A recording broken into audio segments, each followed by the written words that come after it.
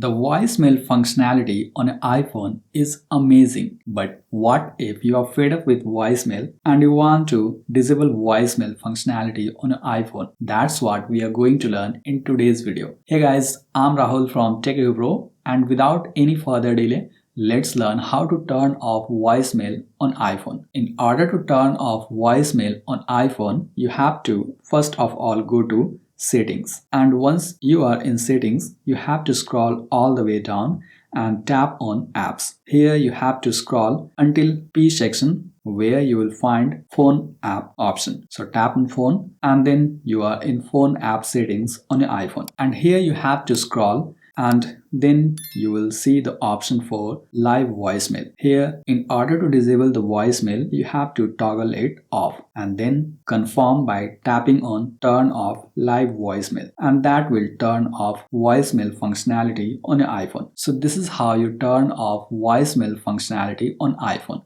I hope you found this video helpful. And by the way, if you want to learn how to silence unknown callers on iPhone, make sure to tap here to watch this video. Thanks for watching.